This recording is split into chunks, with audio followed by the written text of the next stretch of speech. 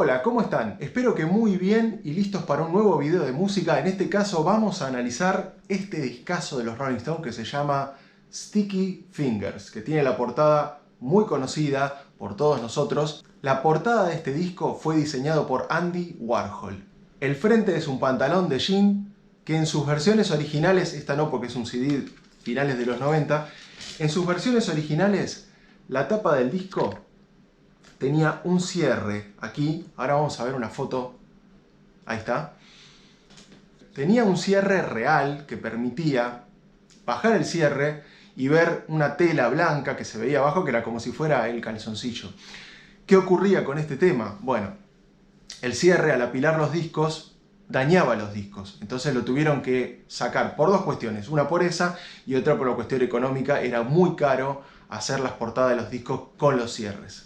Sticky Fingers también es un disco muy emblemático para la banda porque es el primer disco en el cual aparece y el mundo ve por primera vez este logo. La lengua Stone, que hoy ya es un clásico y es el logo de rock and roll más conocido de la historia del mundo. Se conoció por primera vez en este disco de 1971. Los Rolling Stones venían de algunos golpes. 1969, si bien lanzan Let It Bleed, un disco fantástico, que estaría muy bueno contrastar con este. Estaría muy bueno hacer la comparación entre Let It Bleed y Sticky Fingers. Difícil. Venían de lanzar ese disco, también venían de la muerte de Brian Jones, el fundador de la banda y ícono fundamental de los primeros años de los Rolling Stones, pero ya sin Brian venían virando un poco en su estilo. Luego de tomar a Mick Taylor como guitarrista de la banda, se toman todo el año 70 para escribir canciones y en el 71 lanzan esta joya llamada Sticky Fingers. El disco contiene 10 temas. ¿Tan poco compusieron en 2 años? No, Sticky Fingers tuvo 10 temas, pero el resto lo editaron al año siguiente en Exile on Main Street, que es un álbum doble de 18 temas. Pero volviendo a Sticky Fingers. La colección de canciones que presenta es magnífica y es un disco, para mí es el mejor disco de los Rolling Stones. Aunque hay opiniones, algunos piensan que es Let It Bleed, otros piensan que es Beggar's Banquet, todos de la misma época. Pero vamos con los temas del disco. El primer tema es Brown Sugar, un clásico hoy ya que lamentablemente no lo están tocando porque tiene algunas connotaciones raciales, también habla de la droga. Pero hay un montón de temas de los Stones que hablan de la droga. Por eso, no lo tocan por temas raciales. Es una pena, para mí es uno de los 10 mejores temas de los Rolling Stones, por no decir 5. Es un tema que es magnífico para abrir el disco, es un rock bien Stone de esta época y es un tema que empieza a mostrar cuál es el nuevo estilo de los Rolling Stones. Este tema en particular, además de tener unos trabajos de guitarra, batería y bajo fantásticos, tiene un solo de saxo icónico de Bobby Keys, el cual después lo hemos podido ver en vivo infinidad de veces hasta su fallecimiento, creo que fue en 2015-2014. De cualquier manera, Brown Sugar, un tema ideal para empezar este disco. El segundo tema es Sway. Sway es un tema un poco más tranquilo. También tiene un juego de voces entre Jagger y Richards que va a ser muy típico de esta época de los Rolling Stones.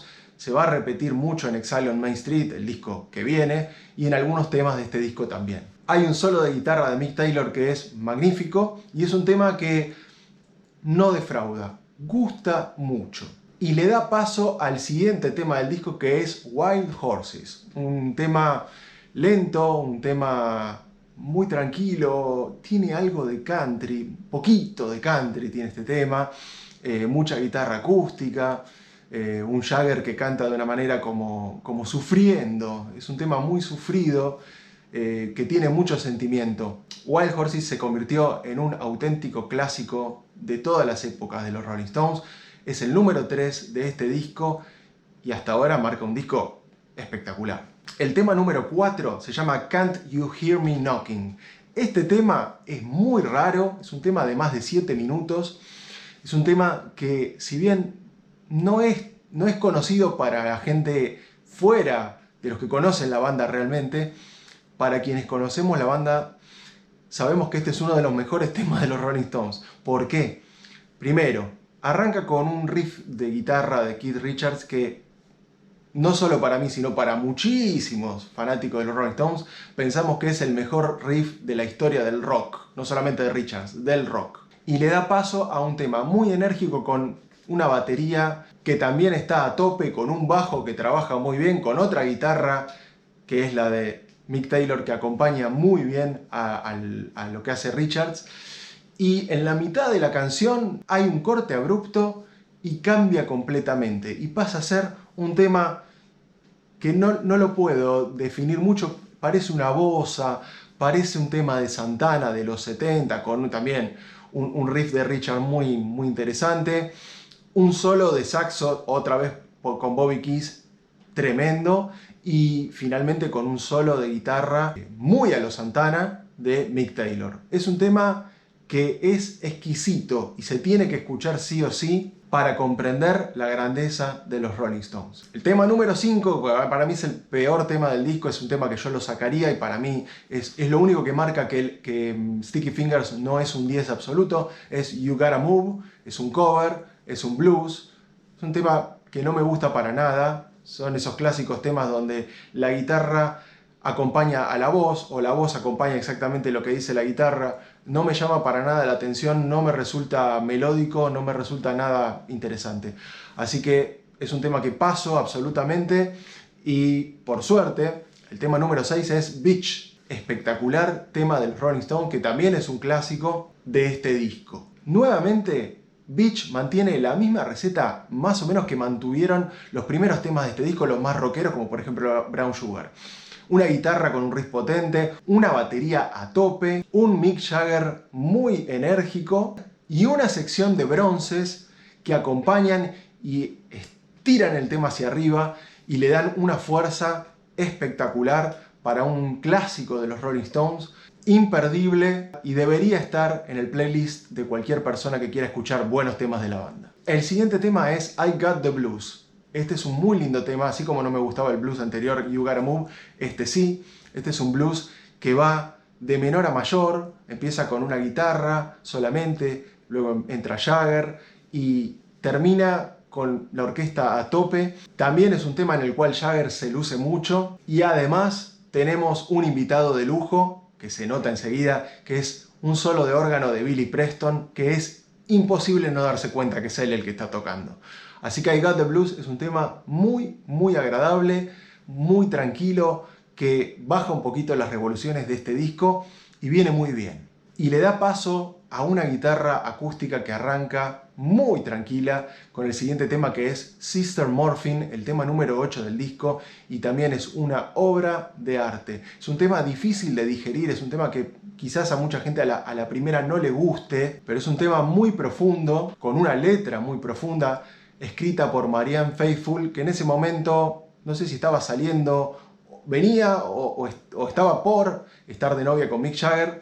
Ella escribió la letra con ayuda, algunas cositas pusieron Richards y Jagger. Algunos puntos y comas. Sí, la letra es de ella. Y la música es de los Glimmer Twins, de Mick Jagger y de Keith Richards, que redondean un tema también largo de unos más de 5 minutos, muy bueno, con diferentes matices, con diferentes emociones en el mismo tema, marcados muchas veces por la batería de Charlie Watts que entra y sale, que cuando entra muy potente. Un tema imperdible que también le da otra sofisticación a este disco. Y que le da paso al siguiente tema que es Dead Flowers, también un clásico, no tanto de los Rolling Stones, porque los Rolling Stones quizás no han tocado tanto este tema, digamos, en sus giras, etcétera, salvo en esa época, ¿no? Por supuesto. Pero es un tema que con los años hay muchas bandas que lo terminaron haciendo versiones. Por ejemplo, Guns N' Roses hizo su versión, la más recordada, pero hay muchas bandas que han tocado este tema. Este es un tema que otras bandas lo han hecho un clásico y no los Rolling Stones. Un tema lindo, un tema rock, folk, blues.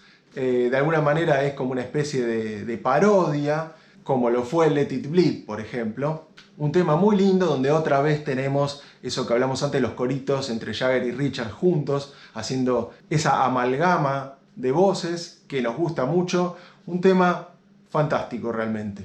Finalmente, el último tema del disco, el número 10, es Moonlight Mile. También es un tema de Jagger y Richards, un tema lento que tiene unas partes un poquito más rockeras. Es un tema de lo más desconocido, de lo más oscuro de este disco, pero es un tema que cierra muy bien y que gusta mucho como cierre, ¿no? de este disco. La verdad que es un tema para disfrutar y para despedir esta maravilla que es Sticky Fingers. Así que, en definitiva, Sticky Fingers es un disco de esos que se pueden escuchar de punta a punta, salvo por You Gotta Move, que no es un tema que me gusta mucho y que al tenerlo en CD yo lo paso directamente. El resto es para escuchar, para disfrutar, para poder escuchar esas guitarras entre Mick Taylor y Keith Richards, que para mí Keith Richards en esta época está en su mejor época de creatividad, de ejecución, y Mick Taylor, que fue para mí una pieza fantástica para los Rolling Stones en esta época. Así que es un disco que, si bien es muy conocido, es muy clásico, es un disco para disfrutar. Escúchenlo si no lo escucharon, y si lo escucharon, comenten a ver qué les parece, suscríbanse al canal, estén atentos a las nuevas reviews o batallas que vamos a hacer en este canal próximamente. Vamos a hacer alguna de los Rolling Stones, vamos a hacer alguna de Queen a pedido de alguno de nuestros seguidores. Así que muchas gracias por estar ahí. Escuchen Sticky Fingers y nos vemos la próxima.